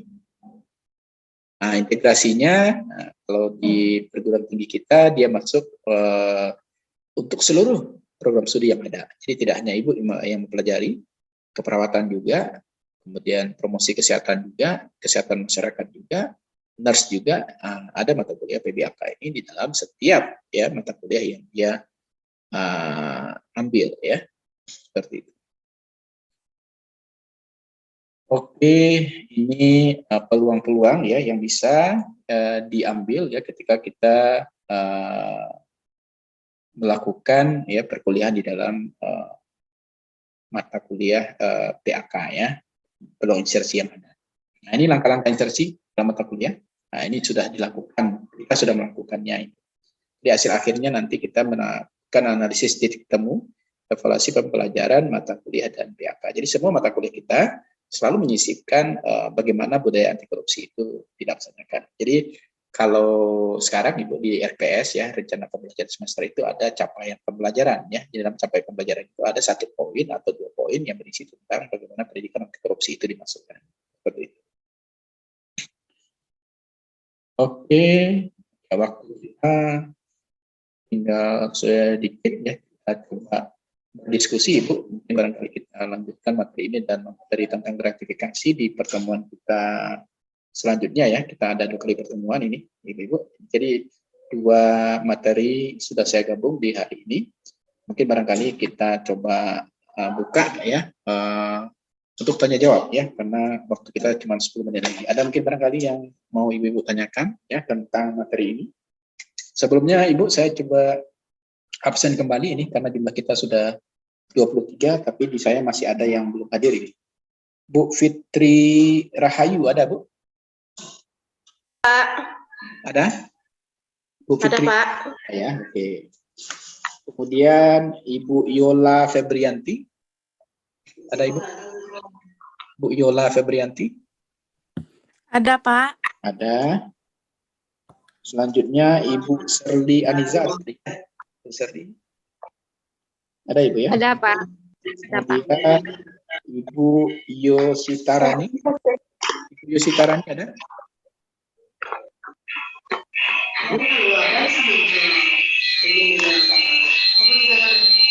Yositarani ada? Ada Ibu Yositarani? Itu ada Pak, itu Yositarani itu Ya, Pak. ya. Oh ya. Ngantuk itu. Lagi melamun ya, Pak. Ya Allah. Jangan lama-lama Lama Ibu. ngantuk itu nah. Juliana Francisca ada? Oh, maaf, Pak. Lagi jaga Bapak sakit. Oh iya, sakit apa ya bapaknya Ibu? Di rumah sakit Ibu berarti? Hipertensi, CHE, Pak. Oh iya, iya. Bu Juliana Francisca ada? Bu Juliana Francisca ada, Bu? Saya coba cek ya. Juliana Francisca.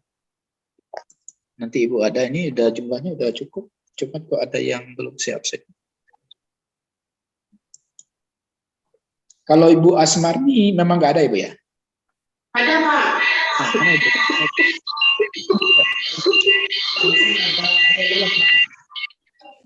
Bu Asmarni. Ada Pak. Ada ya.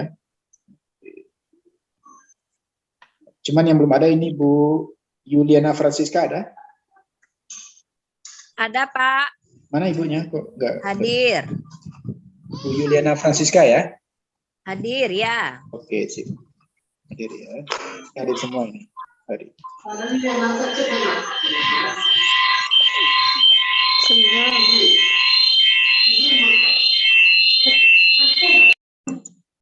Oke ya. Ada pertanyaan Ibu-ibu? Di 5 menit terakhir, ada yang mau ditanyakan silakan. Ayo Ibu, ya. Bertanyalah Ibu, masa ya diam-diam saja kita gitu. Ya. Bu Dewi, ayo Bu Dewi bertanya Bu Dewi. Mewakili yang lain, ayo. Ya, terima kasih Pak Junior. Salam Ya. kenal. Saya Angela ini Pak ya. Ya. Kita ketahui sekali Pak ya, nggak usah kita pungkiri bahwa untuk dunia korupsi ini banyak sekali itu terjadi, baik itu di instansi maupun ke pemerintahan sekalipun. Nah, rata-rata itu karena peluang Pak. Ya. Peluang yang tadinya kita sudah ada iman, sudah ini, tapi kalau udah di depan mata itu otomatis susah untuk menolaknya. Ya, ya. Nah, bagaimana usaha yang harus kita lakukan Pak untuk mencegah peluang itu ada.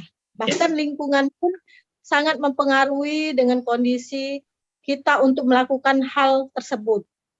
Rata-rata Oke. kan orang-orang yang berpendidikan baik, agamanya baik, tapi kalau udah melihat peluang itu ada, otomatis sudah nggak bisa nolak lagi kita. Nah, mungkin itu saja Pak pertanyaan dari kami. Ya, sebenarnya yang Ibu sampaikan itu adalah fenomena, Ibu ya.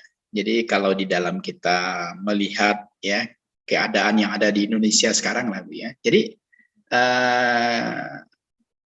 preventif itu memang harus banyak kita lakukan, Ibu. Ya, preventif itu makanya di dalam mata kuliah yang kita pelajari hari ini, Ibu, itu sebenarnya tidak hanya diberikan kepada Ibu saja, ya, diberikan juga ke siswa, diberikan juga ke mahasiswa. Tujuannya apa, Ibu? Untuk saling mengingatkan, ya. Kalau seandainya memang kata Ibu tadi ketika kita mempunyai kesempatan, ya, mempunyai jabatan, pasti yang mempunyai jabatan itu punya anak, ya. Pasti yang mempunyai jabatan itu punya istri. Kalau dia yang mempunyai jabatannya istri, pasti dia punya suami. Maka diberikan tindakan-tindakan ini kepada mungkin keluarganya atau kepada dirinya sendiri. Tujuannya adalah untuk mengingat-ingatkan kembali. Ya, kita sudah tidak bisa pungkiri memang iman saja tidak cukup, Ibu. Ya, kadang-kadang iman kuat, tetapi ya ada lagi yang tidak kuat. Ya, ada yang tidak kuat, kemudian lingkungan juga kita berada di lingkungan yang tidak sehat juga. Ya, bisa saja keadaan atau kejadian korupsi itu terjadi. Maka yang paling tindakan yang paling baik kita lakukan itu adalah selalu melakukan preventif dengan memberikan mungkin penyuluhan, pendidikan anti korupsi ini kepada siapa saja yang berkaitan dengan keluarga-keluarga yang bisa saja mempunyai kesempatan melakukan tindakan korupsi. Artinya nanti kalau Ibu punya suami, Ibu ingatkan, ya. Udah, ya, kalau di Sumatera Barat panggil udah ya. Kalau di Jambi panggil apa, Ibu? Bu Dewi. Kita dari Prabu Muli, Pak. Kalau Prabu Muli panggil apa ke suaminya, Bu? Kakak bisa, ayang bisa, bebek ayang, yang gitu ya. Ayang, hidup ini nggak lama. Ya, uang itu sampai di mana? Ya. Ingatkan, jangan pula kita sebagai istri mengompori suami, tetangga udah beli A, kita kok belum ada, itu tambah parah, Ibu ya. Tambah nyesek ya suaminya yang baru punya jabatan untuk melakukan tindakan-tindakan korupsi. Tapi memang kadang-kadang, Ibu ya, kadang-kadang segala teori itu bisa hilang ya ketika memang peluang seperti yang Bu Dewi bilang tadi, kesempatan itu ada di depan mata ya. Makanya ya kalau kita katakan iman itu tidak berfungsi, sebenarnya sangat berfungsi. Ketika kita melihat ya segala sesuatu itu tidak sesuai dengan ya agama kita lah ya yang paling penting ya, karena iman itu hubungannya dengan agama, pasti kita tidak mau melakukan. Sejauh apapun rayuan, bujukan dan seterusnya ya, kalau seandainya diri kita itu sudah baik, moral kita sudah baik, kita selalu melakukan tindakan yang baik, biasanya kita senantiasa menolak segala rayuan-rayuan yang berkenaan dengan korupsi ini. Ini korupsi, Ibu ya. Nanti ada lagi yang dinamakan dengan gratifikasi. Mungkin di pertemuan kedua kita bahas gratifikasi ini. Itu lebih parah lagi, Ibu. Kadang-kadang tidak mau kita orang memberikan. Nah, itu yang parah ya. Kita tidak mau menerima apapun ya dari bawahan atau dari teman atau dari rekanan ya, tetapi orang itu memberikan. Dia tidak memberikan dalam bentuk barang ya, dia transfer uang misalnya. Kita tidak tahu, tapi dia tahu nomor rekening kita, dia sudah masukkan. Nah, itu bisa saja nanti menjadi peluang-peluang kita melakukan tindakan korupsi dalam bentuk korupsi sebenarnya atau dalam bentuk gratifikasi nanti.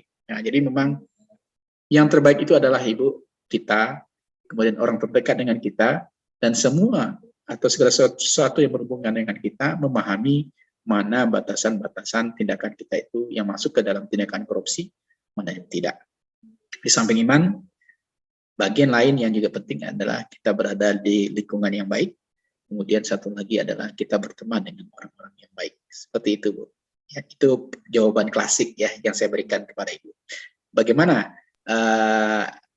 kenyataannya di lapangan, kita kembalikan kepada diri kita masing-masing. Seperti itu, Bu Dewi.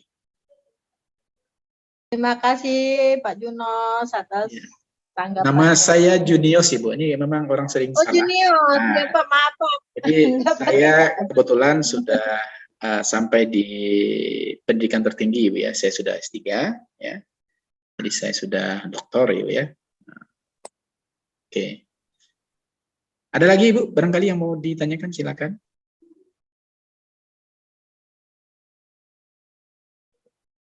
Ada Ibu? Oh ya, mungkin saya perkenalkan diri lah Ibu ya. Saya itu S1-nya di fisika medis ya, saya kebetulan basic ilmu saya adalah fisika medis. Mungkin saya kenalkan juga fisika medis itu adalah suatu tenaga kesehatan yang bekerja di bidang radioterapi. Ibu, di rumah sakit pernah nggak mendengar radioterapi kalau di Prabu Muli? Pernah Bu Yudena? Di ronsen itu Pak, radiografi. Itu radiologi Ibu ya. Kalau di ronsen itu namanya radiologi.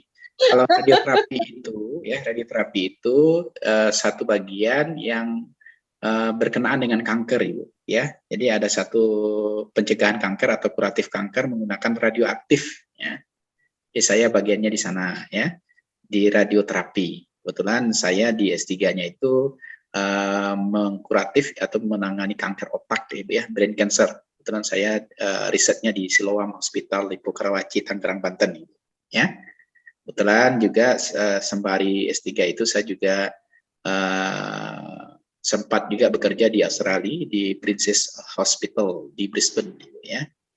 Di riset kita di sana, jadi penanganan kanker itu menggunakan gamma knife perfection namanya. Jadi menghancurkan kanker tanpa melakukan invasif ke pasien. Jadi kita hanya menggunakan radioaktif yang disinari ke kebetulan brain cancer ke otak pasien, sehingga nanti pasiennya bisa pulih ya dengan catatan kankernya musnah, gitu, menggunakan radioaktif.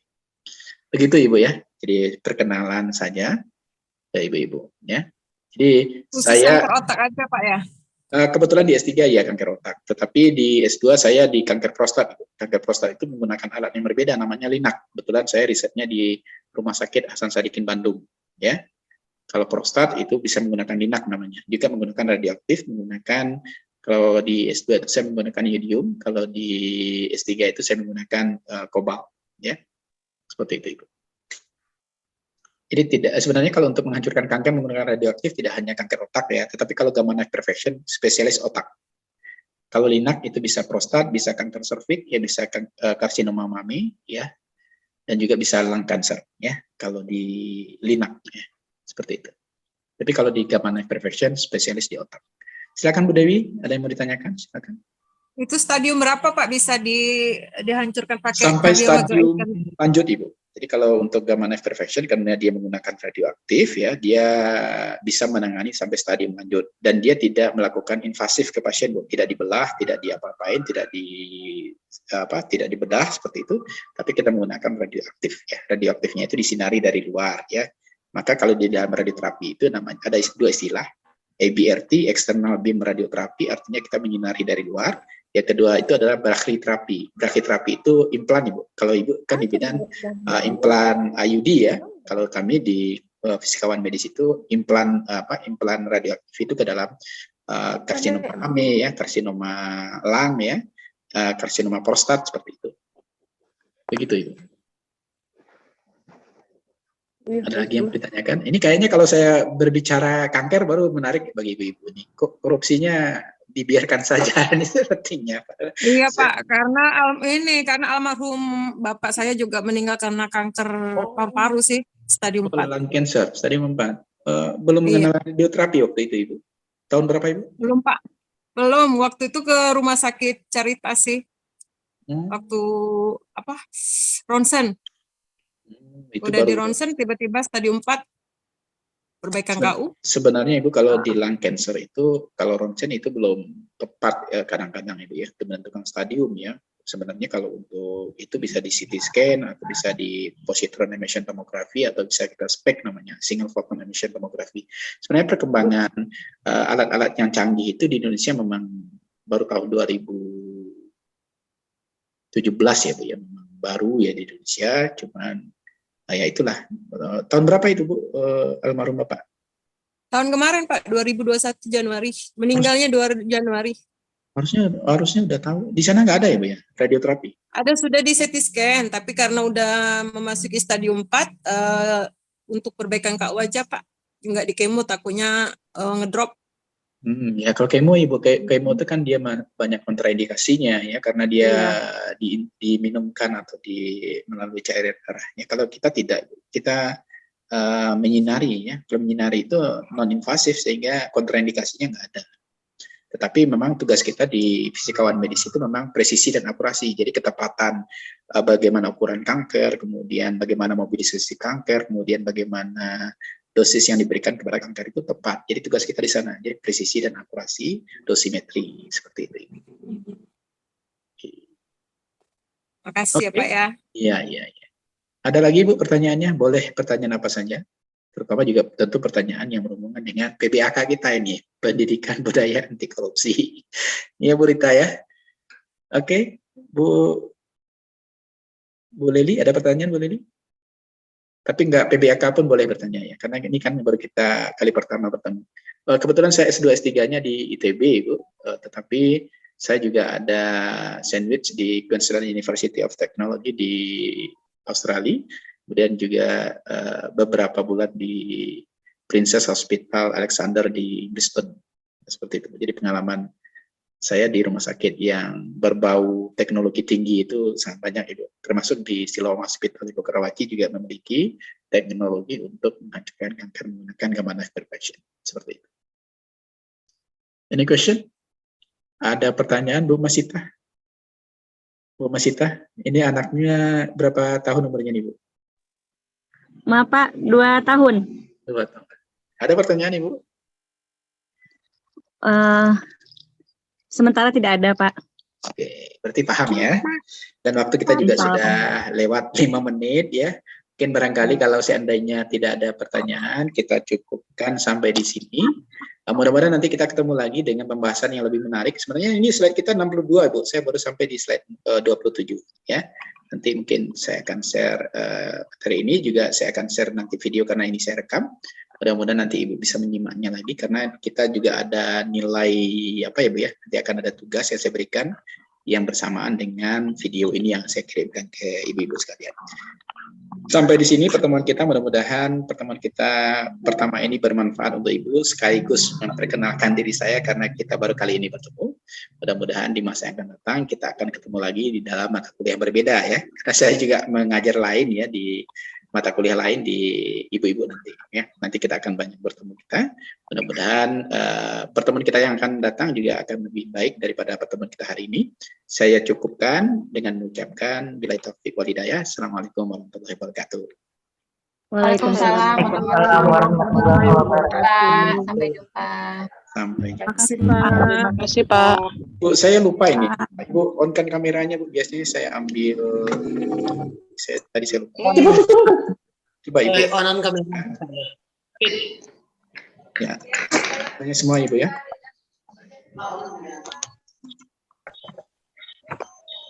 1, 2, 3. Senyum ya Bu ya. Ibu Yosita jangan kerainya aja yang terlihat Ibu. Ibunya. Tuh ya. 1, 2, 3. Oke. Ya, terima kasih. Assalamualaikum.